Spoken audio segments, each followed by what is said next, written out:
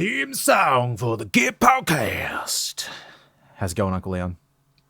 Bloody lovely, mate. Matty Rowell, Brownlow medalist. How do you feel about that, Troy? It's grand final week. It's all happening. I feel good about Matty Rowell getting the Brownlow. How have you watched the Melbourne people melting down about it? I love it. I love it, mate.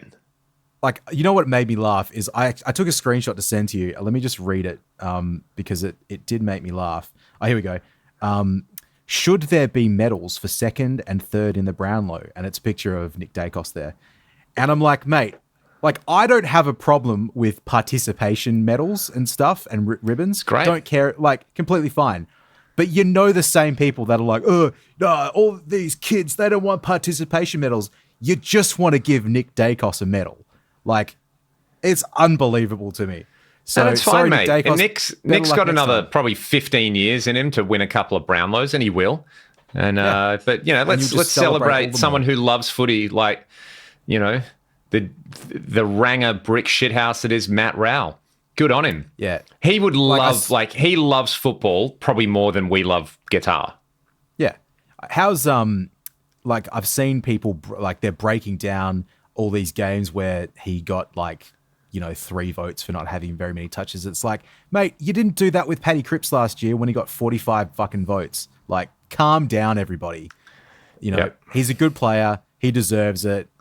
He's had a good season. So, yeah, tick, tick, tick. And, you know, for those of you that came here for the guitars talk and that sort of stuff, you can bloody just hold your horses, okay? Hold your horses, because we're going to predict the granny. What do you reckon, mate? Geelong, Brisbane, the two most dominant teams of the 2020s. Hoyne would suggest, Champion Data would suggest that Geelong's probably got the edge in the stats, because something about them being all 3 in contested possessions and something. And so I'll you know what? I'm going to echo Adam Simpson's comments. My head says Geelong, but my heart says Brisbane. So I'm gonna follow my heart, as I always do, mate. I'm gonna go for Brisbane. I'll be going for them, but I'm gonna tip Brisbane as well. Here's the thing. The fun thing about having finals is you got to show up. You got to show up for the gig, mate. Doesn't matter how much you've practiced your Paul Gilbert licks. If you can't play them live, then someone else will, and they'll take all the glory from you, mate. They'll be drinking from the proverbial cup, mate. They'll just be rubbing it in your face, and then you'll just have a long off season to practice your Paul Gilbert licks. Yep. And come in and hopefully do it all again. Yep. But it should be a good game. We'll try and catch up and watch it together, which would be nice. I reckon I've watched more grand finals with you in recent memory than probably anyone else. Probably in the last 10 years. I reckon Let's see. At least 7 or 8. I distinctly remember 2017, watching it with you, the Crows going down to the Tigers. 2018. Afterwards. Did we have a gig afterwards? Yeah, we did. Yeah. And then 2018, I was in Kalgoorlie when the Eagles won. That was a big deal. 2019...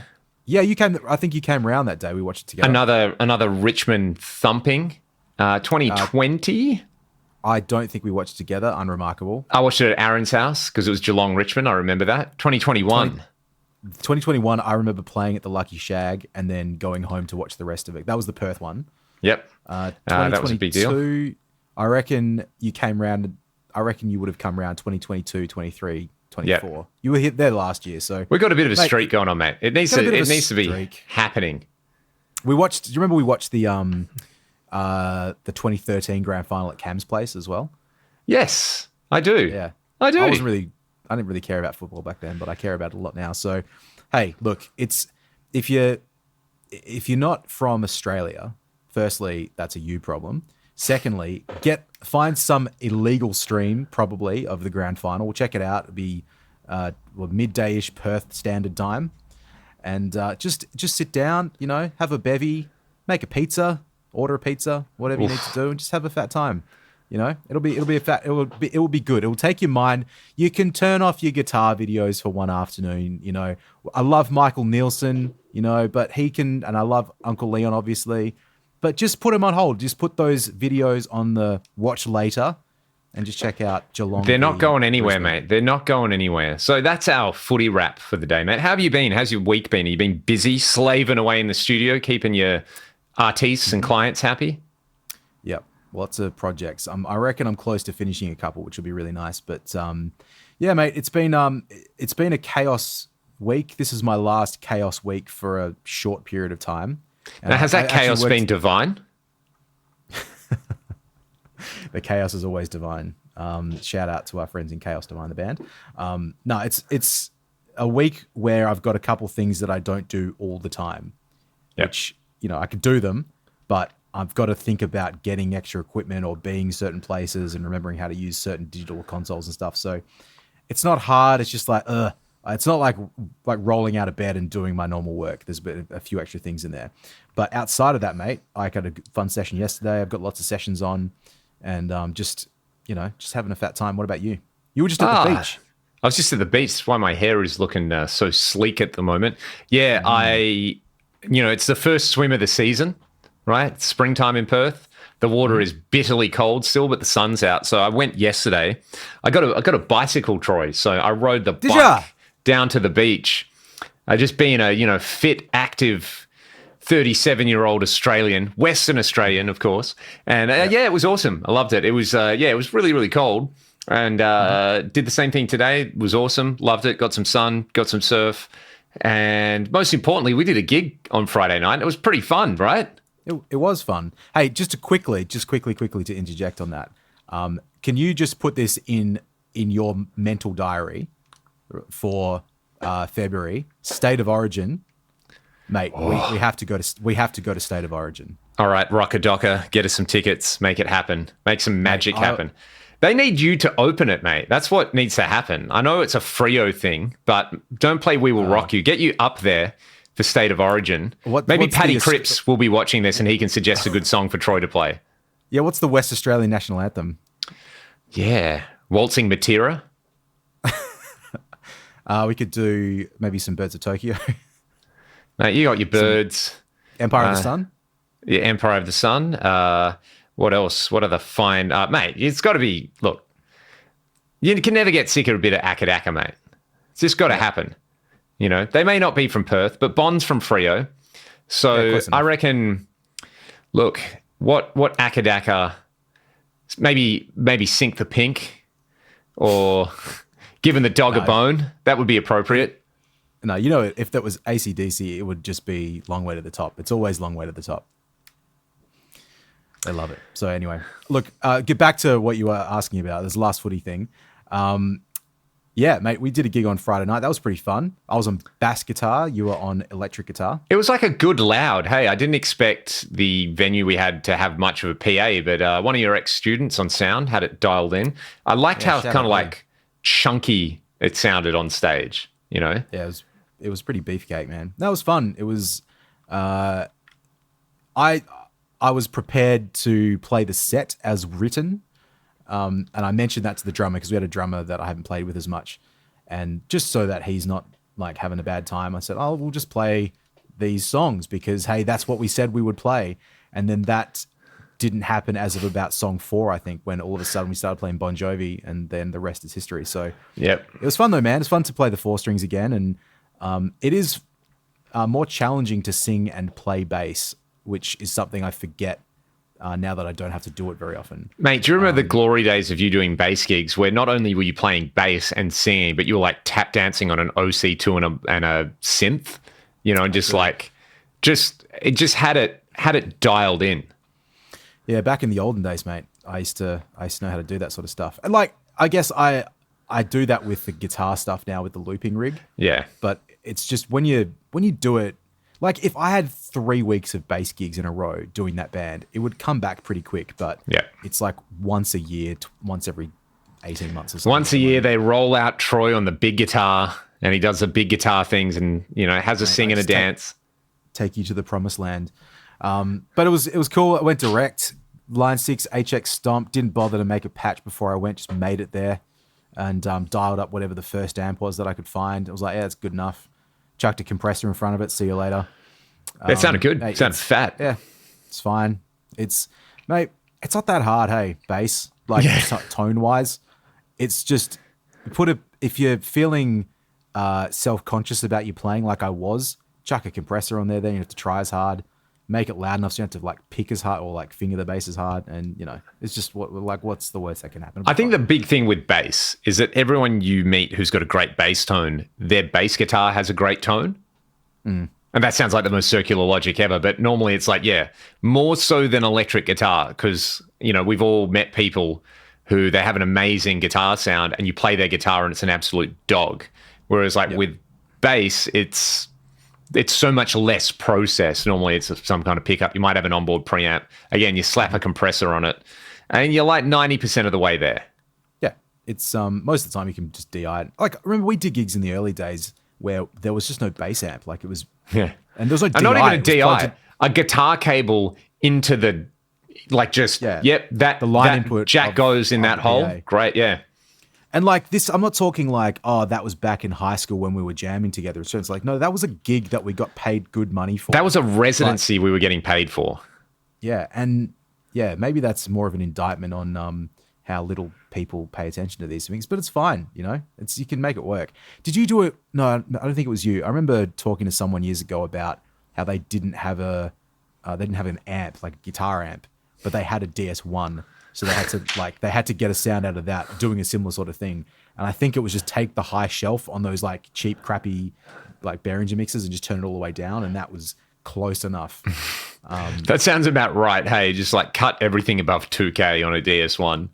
Yeah. Yeah. I was going to say something about Frank Gambale. That's not what he did, obviously, but, after our discussion last week. Oh, yeah, the greatest wigs in rock history. So a big one that people mentioned that we forgot to mention was Jennifer Batten. I think that's actually my favorite rock wig, like the Michael Jackson era JB. Man, that's how you do it, kids. That's, playing wise and wig wise as well. So, yeah. That was pretty awesome. Also, shout out to Michael Schenker's hair extensions. I think there was, mate, for this Whitesnake gig, let's find some hair extensions and, we'll go full Vandenberg. Mate, because we have to be one each, right? We've got to, should we just pick a guitar player from Whitesnake history to be? Yeah. Well, you're Joel Hoekstra, right? Because you love purple. And he's got that purple Les Paul. Yep. So which one are you going to be? I'll be. You have to be Sykes. Obviously. Yeah, I'll be Bernie Marsden. Yeah, that's a good choice, man. Just rock a Les Paul and have a fat time. Right, here I go again, and then that's about it. Give me your top 5 Whitesnake guitar players, mate. Nah, I don't want to do this because I'm going to forget people, and I just doesn't matter. Off the top of your head, when you think Whitesnake, who do you think? Let me just say it's not Steve Vai, and I'm just going to leave it at that. What about you? Steve would be like number 6, I think. Look, it's not Vandenberg. He's not the guy for me. Yeah. I'll just let it rest there. But it's Sykes. Sykes is number 1. It's Sykes, but it's Doug Aldrich number 2. Yeah, absolutely, because he sounds the most like Sykes. So and then it's Bernie for me because of all the old Whitesnake stuff that I like. And then probably at number 4, Joel does a pretty amazing job. So he could be there. Reb could be there. Reb's probably like the longest serving member, hey? Yep.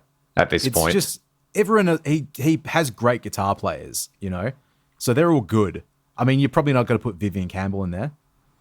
Although I love Viv with Whitesnake's not the vibe. Gig. Warren DiMartini played with him briefly. That's a thing that happened. Really? I don't remember that. What year was that? Like 94 or something. Okay. Did a tour. It's amazing how these things happen. No, for me, the sound, it's Sykes and then who else? Like Hoekstra can sound, he can do that sort of thing. Yeah. He's got a similar thing, but for me, and probably just the era that I jumped in, it's like absolutely, what's his name? Big John. Big John Sykesy. No, you just said his name. Doug. And Doug Aldrich, not Adrian, Doug Aldrich. Do you want to tell us your story about meeting Doug Aldrich? Yeah, that was fun. That was at the Rating the Rock Vault show. And I think about that sometimes because that was about 10 years ago now. And we met someone who used to work on that as maybe a dancer or something. So she took us to the show, got free tickets. And then they all came out the front afterwards to sign autographs, take pictures, whatever. And we kind of like left the theater, like sort of at the tail end as they were walking out. So Bon Jovi's bass player was in the band as well, whose name I always forget. He looks a bit like Chevy Chase. Oh yeah. So I just always that's, remember Bon Jovi's drummer being called Tico Torres, and that's like a great name for a drummer. Great name. But no, I remember walking out with this bass player, and I was kind of disrespectful, but I said to him like, "Oh, hey man, I've been playing Living on a Prayer for years. I've been playing that bass line wrong for years." And he said, "Oh, how's that going for you?" And I said, "Oh, no one's ever noticed." That's probably a bit That's rude, awesome. I didn't mean it like that. But no, that was cool. And then we ended up meeting Doug after that, which is really cool. So I got a picture with him. He looks just like our friend Ben Wilson. Shout out Ben. And then later that night, we also met the guys from Foreigner. Like, just weirdly enough, this person knew them. So yeah, that was pretty cool. Didn't get to meet Jeff Pilson though. I was really upset about that. He's not my bass idol for what he plays. Like, 'cause I love what he does, but I just, for years and years, like, he is the most charismatic bass player. Like, you watch a Dokken music video and you're just drawn to Jeff Pilson and those faces. I think about that a lot when I play. Mate, between Jeff Pilson and Juan Crucier, those guys put bass front and center. Yeah. Put bass on the map.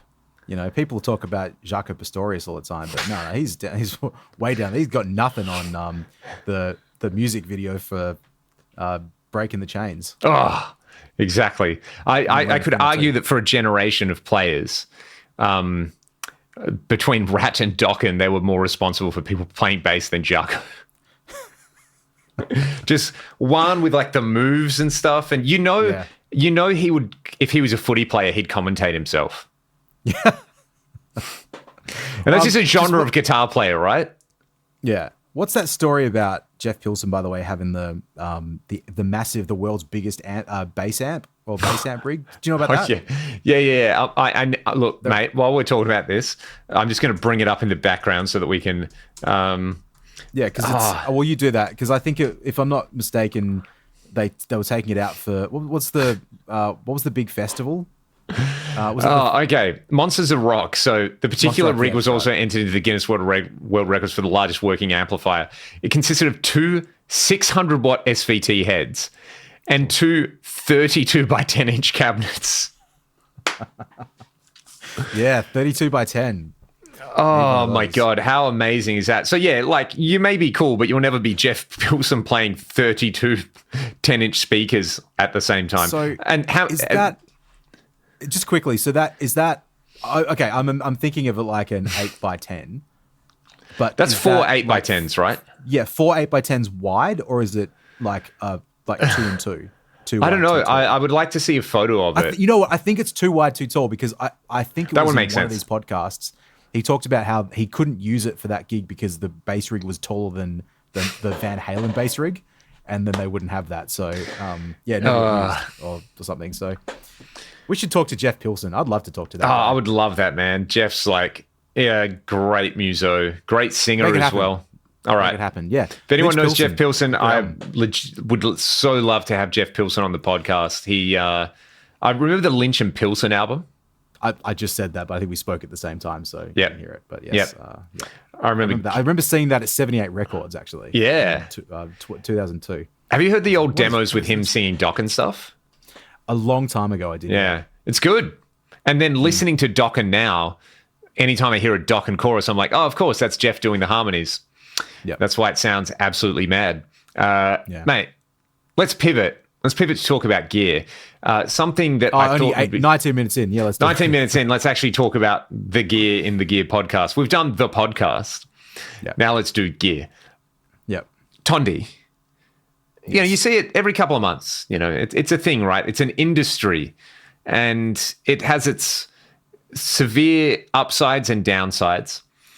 But if you were going to have a signature guitar plugin, right? Mm-hmm. Let's do Archetype Troy Nababan. Mm-hmm. I want to know what you would want included in it, because I'll just preface this by saying, obviously, there's the new Neural DXP put out the Archetype Misha Mansour, and everything I've heard from it, it sounds really good.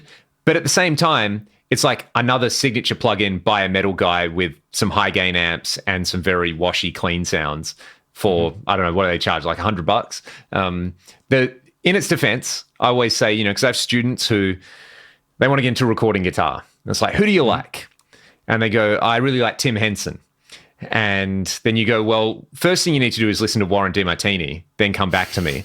But when they come back and they still say they love Tim Henson, you go, well, you just get the Tim Henson signature plugin, and it does all the Tim Henson things. And if you practice guitar, then you can probably write some music like that. Done. If you like Periphery, well, you can get the Nolly plugin, which I own and is really good. But now there's a Misha plugin as well, which is, I'm amazed that it took this long to come out, because I feel like Misha's kind of been, at the forefront of a lot of this, like using digital guitar sounds for a long time. He's probably sold more Axe FXs than anyone else, right? Has he been an Axe FX guy the last couple of years? Yeah, I mean, for a long time, like since the 2, or maybe even since the Ultra, right? Right. And like, I get it. Like, he's got a signature PV amp, which isn't modeled in the Axe, so there's a model of that in there. But that's just as an example. So I always think the cool things about these is, if you really like a particular artist and you want their sound, just go and buy that Archetype, and then you basically have it. Their presets are always really good and really curated, and it's one of those things where you can just kind of plug it in and start making noises in the style that you like. So people listening to this who go, I want to play guitar and sound like Troy. What's going to be in there, mate? We'll start off with the amp selection. You're going to give me 3 amps that you would just, if you could turn your computer on and have those sounds. So do 3. Should we do, I'll give you my 3, then you give me your 3? Yeah, and let's say like low gain thing, crunchy thing, high gain thing. And we'll start with the low gain. What's in there, mate? Well, I will say firstly too, go buy the Hammer Space Tonex pack if you want to hear Troy's actual guitars, exactly, guitar amps and guitar sounds and preference. But I'll start with the low gain. It's probably at Princeton, man. All right. Or a Deluxe Reverb. It's one of those two. And I say the Princeton only because I use that. Weirdly enough, I use the model of it a lot in the Line 6. There you go. But I love the sound of that. And I love the sound of a Deluxe Reverb not modeled. Like I use that quite a bit. So yeah, it's probably those as a starting point. Like I mean, it's pretty boring to say that, but it's the truth. Because like probably what I don't like about a lot of those plugins that you mentioned, and a lot of these guitar players and their clean sounds, is I don't like sterility. I don't like clean sounds that are clean because it's very bland to me. And for me, what makes clean guitar easy to play is when it isn't spiky. And so if you've got something that's like ultra clean, every little nuance comes out, and the control you got to have to not make it feel like ear piercing or extra overly, ice picky is really, really tough.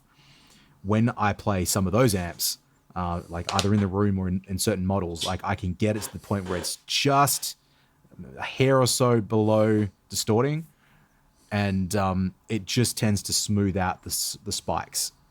It clips it just enough to smooth out the spikes. So that is my preference. And like, if this was a real thing, then I'd obviously consider something like an AC-15 as well, because I do like an AC-15. Mm-hmm. Did it chime? But yeah, naturally, I think I go towards either a Deluxe or a Princeton. That's pretty cool. I don't think they have a Princeton modeled in any of their stuff, so that's already a point of difference. Yeah, because they're all so clean. Like all those amps that I hear, like all those guitar sounds are like very, very clean.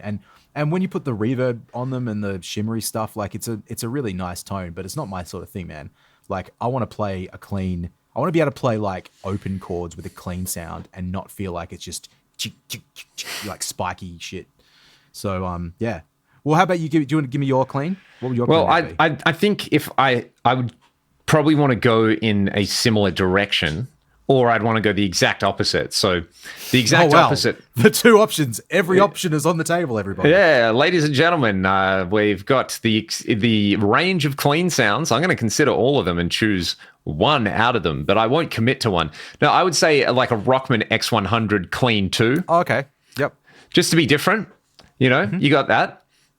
It's if done right, it can be spiky, but the idea is that you have like a compressor in there to smooth all that crap out. So it's like give me the most plastic crap acoustic guitar sound out of my electric guitar.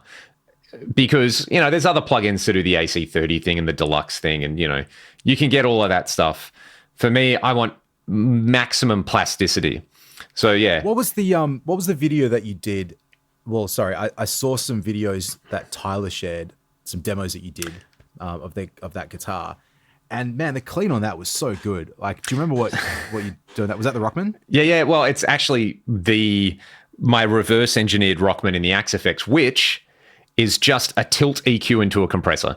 So I think it's like a tilt so like a cutting 9 dB with a low shelf at like 1500 hertz and boosting from the same point with a high shelf. Yeah, right. Yeah, that's it. That's kind of from measuring the old Rockman that I've got.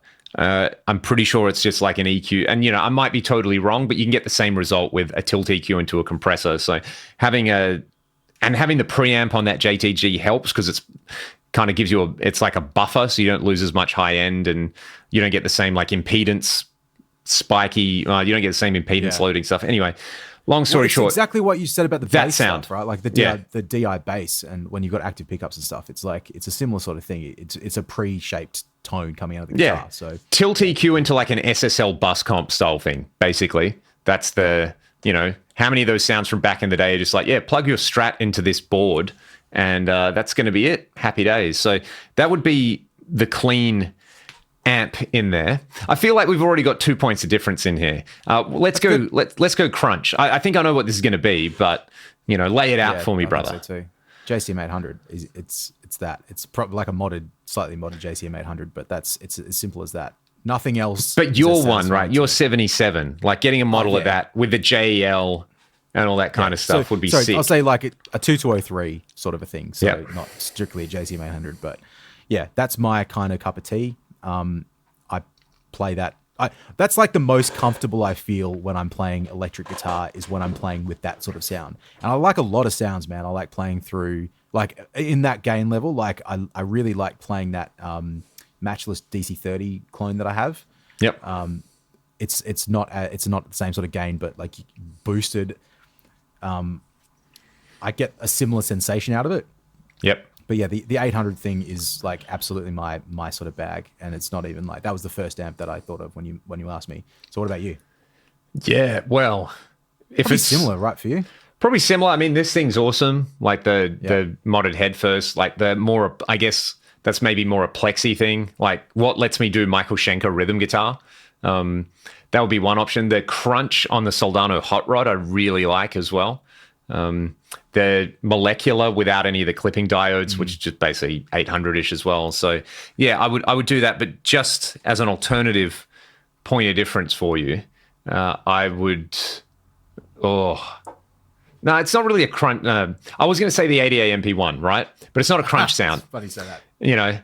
But we'll get to that. So yeah, I would say maybe some sort of. Just to be different, we'll go for the crunch channel on the Soldano Hot Rod or the crunch mode on like the X88. Some Soldano doing a Marshall thing, just to be different.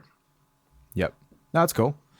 Yeah, I mean, to bring it home then with like what would be a high gain sort of a thing, because I don't know at the moment if I'm playing that much high gain stuff to have like an immediate go to, and a lot of the bands that I've had come through also haven't been like supreme high gain. And like you can see a couple of those amps there, like the Recto, the 5150, like it's in the video right now, like right behind me. Like probably, it's kind of tough because it's probably this SLO. It's like high, like running that high gain, but it's like, it's not the same as a Marshall, but it's like that sort of style of distortion isn't like worlds apart to me. So, now, here's the thing. Where would the Splawn Nitro come into consideration for its signature Tondi guitar sound? Yeah, I thought about that, and I don't know. I'm a bit on the fence because like that or the VHT Pitbull, I probably haven't spent enough time with the Pitbull to say that's like definitely me in a guitar amp. But I think I might get there one day. The Splawn has things about it that are like that I really enjoy, but it's also not an everyday sort of an amp and an everyday sort of high gain thing. And like it, yeah, I don't know. Like I almost would lean more towards like the Recto sort of a thing. I think if I was thinking about like guitar sounds, it would be like Recto and Type Drive or Recto and Clon, Yeah, that's more my kind of for that sort of sound. I don't think anything really comes close. Like, and it's only because like maybe an Uberschall or something like that would be cool, but I haven't had any experience with that really outside Yeah, of yeah. you know clone versions of it in some way or another.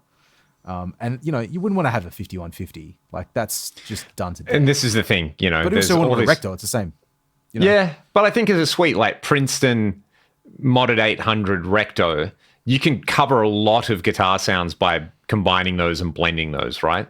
Yeah, I could do my entire job with that. You know, like Yeah. and the thing is so like a 5150 is such a it's the 5153 or the original It's one. just a really good. great- yeah, but it is very like if you're not doing like metal or hard rock stuff, Yes. it doesn't really work. It's a bit too aggressive sounding and a bit too mid-rangey and nasal. Whereas, yeah, like I think you can use like for what I do at least, I could use a rectifier probably in more situations as long as I had something to boost it with. But you know, that's like I've used the recto for not just high gain stuff. I've used the clean channel and I've used the mid gain channel for that for a lot of stuff. So it's kind of hard to answer that one. The Soldano though, man, like that's one of the it's like one of the best amps. Like, Yeah. honestly, it's one of the best. So like, and the same. I think I know what your choice would be for high gain, right? Yeah, like it's going to be a Mark IV. Absolutely. Mid gain with the presence shift. I always forget which way around, but I've actually changed my preference. I think I like the presence shift out now because like the high end spicier and less smooth. But you know, you just put those options in. The mid gain on a Mark IV is basically a 2C plus, so you know it's got its own thing. But yeah, that would be pretty sick. Either that or the 3-tube modded 80A. You know, that's a little bit more in the. To be honest, it kind of sounds like a boosted 5150. You know, it's pretty similar. So I think that would be either of those would be really cool. But you know, the Mark IV for the Sykes thing, that was. I mean, this whole thing is basically Archetype John Sykes. That's what I'm thinking of, right? You know. Yeah. Like to me, like you've the last couple of years, I think of you as being like you're a Mark series person. Yeah, they're great, man. They're just like Yeah. They can do so much more than Metallica. I think that's the thing people forget. But yeah, I think that's kind of your tone though. Like I just think of you being that player. So I mean, like despite all the other stuff that you have and that I have, like I just kind of think, no, he's a Mark series guy. And because Like the thing that. is, yes, you can do metal with it, but you can also do rock with it. Think of like the Sykes thing using the Colosseums. Think of 80s Lukather. You know, there's definitely like that kind of thing. You know, I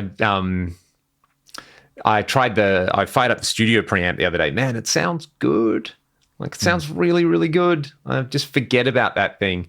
So yeah, I think that would be another high gain thing I really, really, really like is that Synergy Uberschall module. Like I've played a real Uber and it didn't sound like it. I think they've got a couple of like, it's basically modded, right? So you have that schizo switch, which is kind of like a pre-boost or whatever they're doing with the input EQ. And that on is like, I mean, it kind of makes it a bit more Mark series, right? Pretty close. Out of those three, probably the Mark series I feel like would be more appealing. Now, what about give me 3 pedal models to go in front and then 3 time-based. Just give me like a modulation style. What sort of delay? As well, surely. Oh, yeah, in cabinets, yeah. Yeah. So hang on. You said so 3 pedals. So you want to 3 pedals, 3 cabs, 3 effects. Okay, 3 pedals. All right, do one for one. Okay. I would say for just general use, like my favorite pedal is like for just playing is the blue side of my Brown Pro Team, which is like a modified blues breaker thing. So beautiful. it's not going to be a Morning Glory because I think JHS gets enough love. Yep. But that to me, that and a clean amp or it's like a driven amp is it kills the spike, right? Yeah, right. The spike is the thing that I hate. So I need ways of mitigating the spikiness of a guitar sound. Because you have to jackhammer through the spike, right? You got to jackhammer through it. Now the thing is with the jackhammer though, like it's almost the reverse of that. Like I have to be extra gentle with these amps because if I'm not, then everything is like super it's super sensitive, Leon. Yeah. It's super sensitive. Yep. So you can think about that in your own There's a lot of experiences. nerve endings in those amps, mate. We all know how it is. So that's brown a spike protein? killer. Brown protein, blue side, however that is, like some sort of blues breaker circuit. Like what? to not be super boring and say Boss SD1, although Boss SD1, like the Klon style circuit, that Anarchy Audio workhorse, we used that so much. That thing as a, because you can use it into a clean amp, or you can use it into a dirty amp as a boost. It just does good things. Yep. All right. No, Next, I'm with you on that. another pedal. Next, another pedal. If it's in the distortion boost pedal sort of category, Can be anything. Just pre-gain. Pre-gain, RC boost, exotic effects, RC boost. Nice. Yep. That pedal is, I go to that a lot when I'm, when I want something, when I need something more out of an amp or out of a guitar sound. That there's just something about that one. It's not overly gainy. It just sort of shapes, and with the EQ controls on it as well, like it's got a treble and bass or something. It's just easy to shape the tone. It mitigates the spike, which is really good, but it has a different flavor to me that I really cool. enjoy. So I'm going to say that one. I'll go with like an Electric Mistress style flanger, specifically the past effects elastic mattress, because I would say like just a one knob phase 90, but the mattress, I get one's a phaser, one's a flanger, a bit more versatile. You can get a really nice like Andy Summers type of chorus out of it, right into a crunchy amp, kind of sounds like 70s 80s Rush. High gain, it adds some spice. It's a very cool. You can use it as like a fixed EQ boost if you turn the filter matrix on. So that'd be, and again, like a point of difference. I think it's a very cool style of modulation. Mm-hmm. I like it. All right. Well, my last one then is a diamond compressor, which is my absolute favorite compressor. And it's a spike stopper, but it just makes things easy to play. It's transparent. It's it's my, by a million miles, it's my favorite compressor circuit for guitar, for like into an amp compressor for, like you said, the SSL bus style compressor. So like for that sort of clean sound, like that ultra plasticky sort of clean sound, if it's maybe happening post preamp, which is pretty much, that's where that's placed, right? Yeah. I think that's probably different. And same as in the studio, like I like a VCA based compressor. But for that sort of sound, but in front of an amp, and if it's playing bass as well, I like an opto sort of a thing. And the diamond one, there's just something about that. The diamond and the Mua diamond clone as well. Amazing. Yeah, that Mua is like the best 60 or 70 Australian dollars you could spend on a compressor, right? Cool. Great choice. I would say maybe, this gets interesting now, something POG-like. Doesn't have to be the full POG suite, but something that can do like some kind of funky octave thing would be with a filter would be fun. It was interesting. Premier Guitar put up this, they sort of do these like super cuts of interviews. And it was like, they had, what was it? Maybe 4 or 5 different, top Nashville pros. And man, they all had either a POG or a micro synth on their board. Like all of them. Like Tom Bukovac has the POG V2. Another guy had the POG V3. Dude had a micro synth. Someone else had another POG. So the POG's just hanging out there, just waiting to be used. And yeah, that's a pedal that when I turn it on, I just really enjoy how it sounds. That's why it's like on my main board here in the studio. It's just like, don't use it all the time, but sometimes you just want like grunt and disgust out of something. Either that or a swollen pickle style fuzz. Yeah, I do like a swollen pickle. Like I'm not a huge fuzz man. I'm trying to think of the last. I feel like the pickle is the fuzz for people who aren't huge fuzz people. It's like it gives you that. It just sounds thick. Well, you know what? I liked the sound of. I like the what's it called? The Motherload, Crazy Tube Circuits Motherload. Yeah, that's a great pedal. The sort of rat big muff hybrid. Big muff. And I think what I like about it, once I learned what was happening with it, but the so like there's my friend Peter, I think you've demoed it, like he's got the big green like Russian big muff. Yes. And that style of big muff isn't really my thing. It's too tubby sounding. It doesn't have enough chainsaw about it. Whereas, like with the Motherload, I think there's a knob on it. You can sweep through. I think they said on the website like kind of different areas of what the muffs are, and there's some that have more like fuck you about them and more like punishing. Yes, like scooped sound, and that's what I find more interesting and fun to play. Some go, but some go. That's the difference. It's funny because like considering how texturally it's not that different from something like a dual rectifier when you get the distortion enough, but there's something about a dual rectifier that feels very like metal, and there's something about a big muff that feels very rock and punk. Yeah, it's weird where it's not. I'm not sure what it is. Like I feel like with a like some of those pedal distortions or fuzzes or whatever, it's like the dynamic range of the signal is so squished where it just you have that like immediate wall of sound, and it's like the lack of responsiveness from it that you get from a pushed guitar amp. I think you're onto something with that, man. Like that's a very cool way of describing it. Yeah, I don't find it.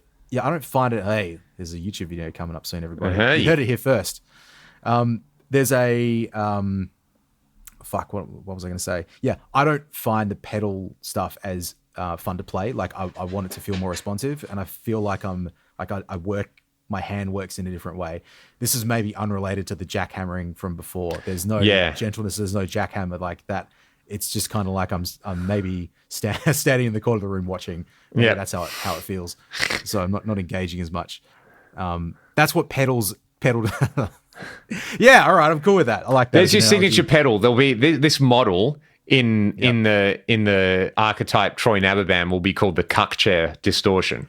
What's that? There's that meme, and it's like the guy standing in the corner at the party, and like they don't know that I'm. Yeah. And yes, the amps are that's the people enjoying themselves, and that when I'm playing with pedal overdrive, distortion, fuzz, whatever, that's how I feel. Yeah, it's weird, that's perfect.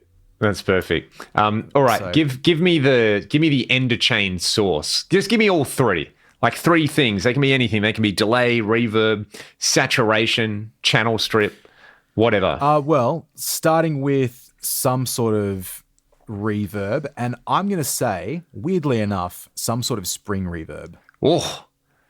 Because I'm not a big fan of reverb on like guitar solos when I'm playing. I don't really need that. But when it's something that's cleaner, I want it to feel more like that combo amp thing. So yeah, that's going to be my end of chain. A good spring.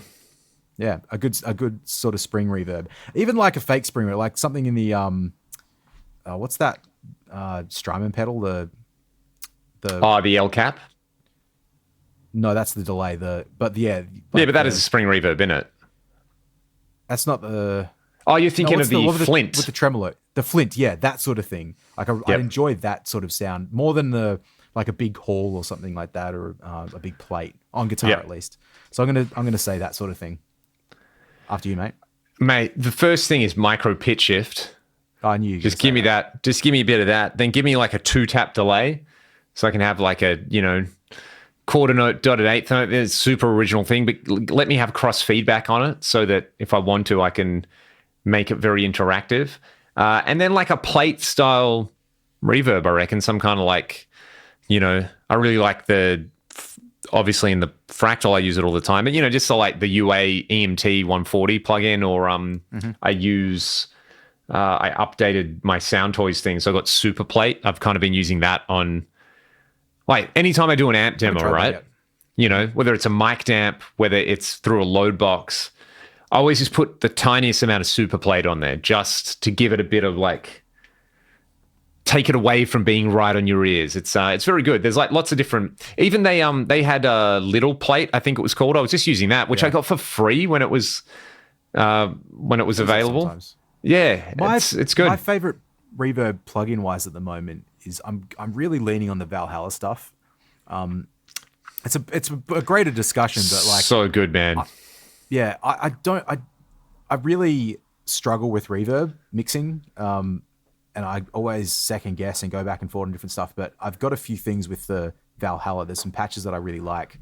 And there's some ways that I'm using it which is nothing different or unique, but I'm like working out different ways to use it that gives me a satisfying sort of a thing. So vintage verb, I'm using a lot of that. But there's it's so good. Even some of the algorithms that are similar to like a 480 sort of a thing that are in the Valhalla room, I use those quite a bit too. So yeah, it's different though. Like for playing guitar and for mixing, like I find them two very different things. To finish off, like entertaining things for me, man, I this is about as simple as it gets. I just want a simple, easy delay that has some filtering on it to take the high end out. Like I don't care about anything more than that.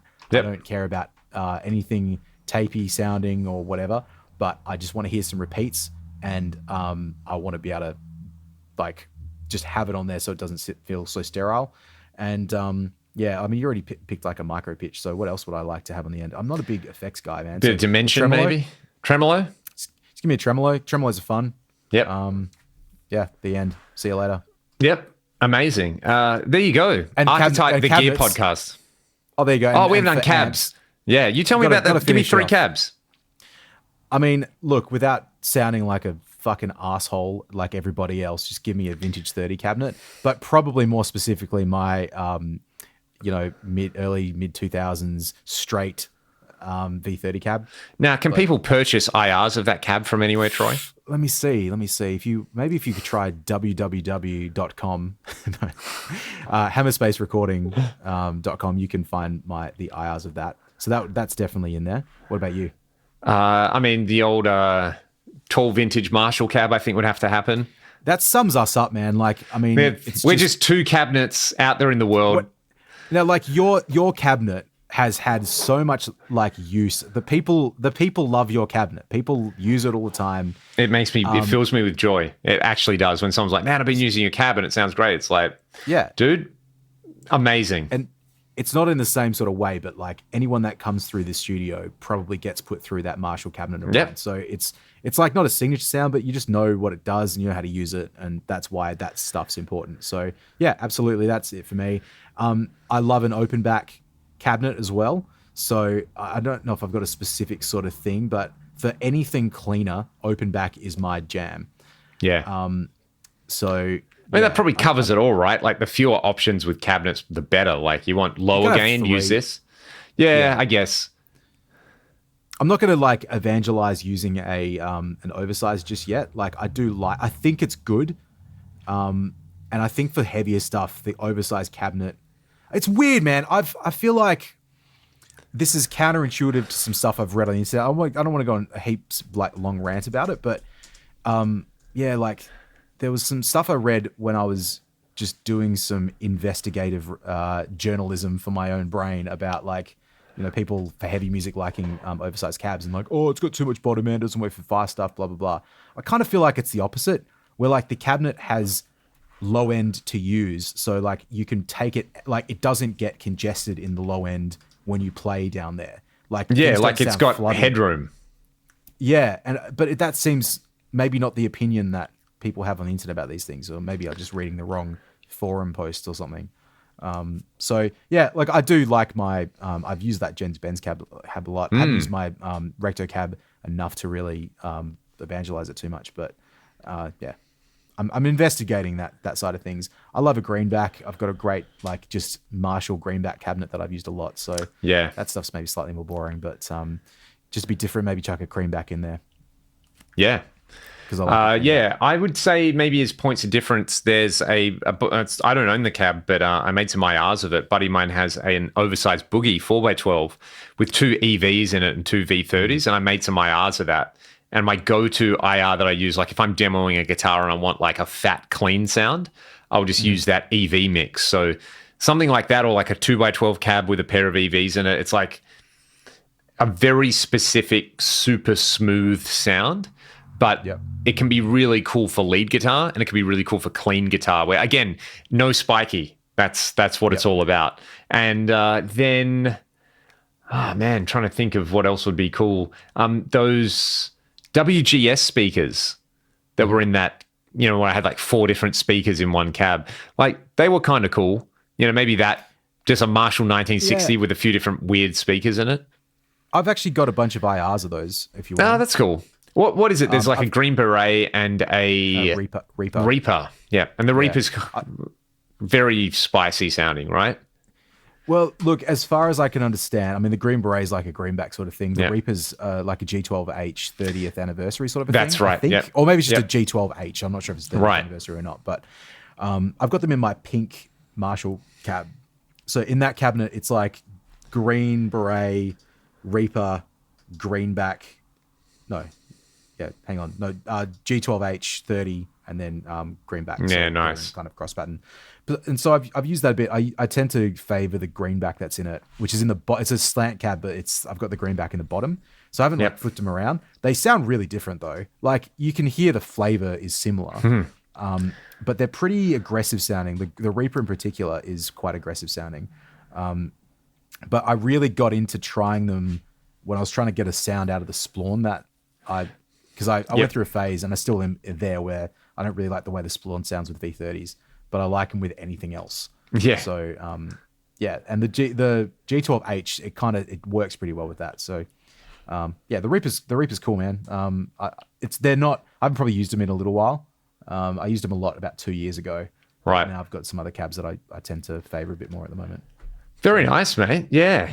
I think that kind of covers it, right? Archetype, the gear podcast. I'm genuinely curious if anyone's listening to this and they have used someone's signature plugin or like one of the Neural DSP. They do a bunch of like collaborations with amp brands doing, there's the Nameless and the Soldano one, or there's obviously other companies out there doing that kind of thing.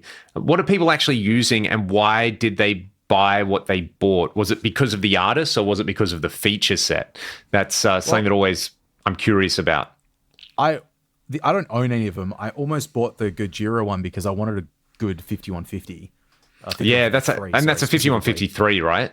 Yeah, that's the one I wanted. I wanted 5153, and this was before I bought my 5153. And it was cool. I tried it on a mix, thinking that's what the artist wanted. Like via some references, but they didn't really like it. Like they didn't like that sound. I tried a few different patches in it, and then I ended up using something else. Actually, that was a capture I have of my Splawn Nitro. That's the sound of that album, which is great. Like, happy to use that. There you go. Pure Splawnage. Yeah. So, anyway, let us know. What better place to wrap it up? I feel like this was a cool little exercise in, trying to identify what we would look for when it comes to like character with guitar sounds. I guess that's why I wanted to do the thing. And obviously, there's kind of a reason why all these signature plugins have like a 5150 and a JCM 800 or Friedman and some kind of very clean Fender style thing, right? Because when you actually think about making guitar sounds outside of brand affiliation or having a cool personal modded amp, I mean, as you said at the top, mate, it's not hard. No, it's just fucking distortion, man. Like. There's not that many flavors of tone. Like there are, but then there isn't. You're not gonna your life's not gonna end if all you have to use is a dual rectifier and instead of a Splawn or instead of a 5150. It's the actual flavor. You're talking about. You're at the ice cream shop. Do you want, fucking vanilla? Do you want French vanilla? Do you want some vanilla with like macadamia nuts in it? Like, which one is it? Like, mate, it's Neapolitan ice cream. That's what we're going for, right? You got white, pink, brown. That's the flavor. And guitar's kind of the same, right? The Gear Podcast Neapolitan. Sorry, not the Archetype Neapolitan. There you go. We might get a bunch of angry Italians writing to us being like, nah, man, that's not what Neapolitan is. We understand. We get it. But mate, for now, any parting words for this episode? And you feel like would you pay $100 to have those things in a plugin with your name on it? No, but someone should pay over $100 to buy my Tonex amps. By all means, you can pay over $1,000 if you like. I mean, they're not they don't cost that much, but there you go. If you want to sound like Troy Nababan, then that's a good place to start, everybody. Yep. Don't need fantastic. We're going to do some Leon captures soon too. That's going to happen eventually. Yeah, so I think that needs to happen. We'll do a big day once you've got everything cleared out, and come down, do that. Yep. Record some tones. Might be fun to demo some of them in house as well. And what else was I going to say? Content. You want to make some content with me, Leon? Mate, let's collab and make some content. Link in bio. Link tree in bio. We all know where that's gone. All right, everyone. Thanks for tuning into this episode of the Gear Podcast. We love you all, public. We'll see you next time. Thank you, public.